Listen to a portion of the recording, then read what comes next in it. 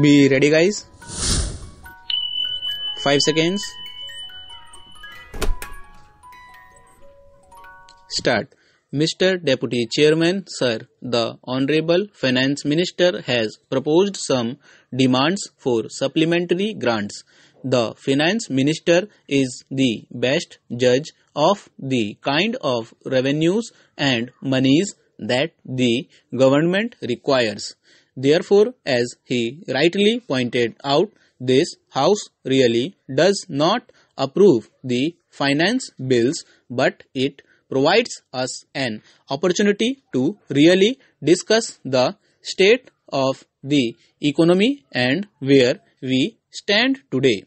Coincidentally, we are debating this on a day when somewhat depressing figures and numbers for the month of October 2011 have been released today morning. I recollect, sir, while replying to the debate on price rise last week, the finance minister had raised some very important issues, and these issues related to the impact of the global slowdown on Indian economy, the kind of steps he has taken and the kind of steps he has not been able to take to really counter the impact of that slowdown. And then he enlarged this debate a little further that management of the economy is the principal responsibility of the government, but to manage it, the government needs the cooperation of all the states. What he has conventionally described cooperative federalism in India in the management of the economy. He also spoke in terms of the larger political consensus which is required in the matter of the management of the economy.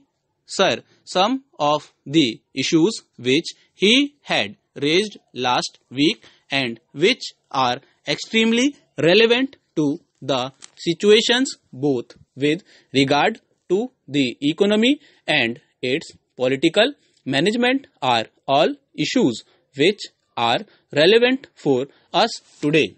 I would say that at the very outset that I partly do agree with him. It is true, sir, that the world has faced a slowdown subsequent to the subprime crisis which took place in America. Its impact was felt in Europe. Its impact has been felt in various countries. We cannot immunize ourselves from the impact of these crises. The hardening of the oil prices has also presented us very grim challenge. But then let us also recollect that over a decade ago, when a very severe East Asian crisis took place, we countered it and we survived it reasonably effectively. Even the first 2 years after the subprime crisis, Indian economy did maintain a respectable rate of growth. I think in the last 20 odd years, this is perhaps the grimmest situation we are passing through. The entire showcasing of India that we make to the entire world, the entire image is today taking a setback. For 2 years and even more, we have both headline inflation and food inflation at an unacceptable level. Food inflation has almost gone up at times to 20%. We cannot take comfort from the fact that the last week's figures were good. Coming to interest rates, you have used the credit squeeze by hiking interest rates 4 times this year and 13 times in all in the past several months in order to fight inflation. Now it has badly impacted several sectors such as manufacturing, automobiles, real estate, housing, etc. Now, if it goes back to 12, 14 and 16%, this is likely to impact all these sectors extremely adversely. The cost of capital goes up and your industry therefore becomes non-competitive compared to their competitors internationally, particularly the low-cost economies. The impact of that is going to be that our entire manufacturing sector is going to be hit, and once you have sectors like real estate, housing, where loans have become costlier being hit, the spiral effect of that on cement, on steel, on job creation, on construction, labor, etc. is also going to be huge.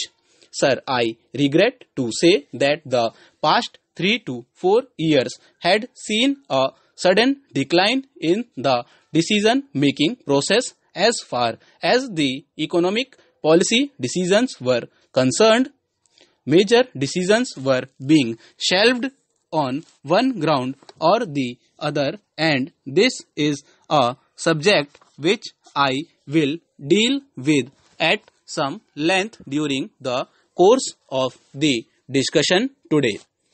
Sir, now I come to the issue of foreign direct investment in retail.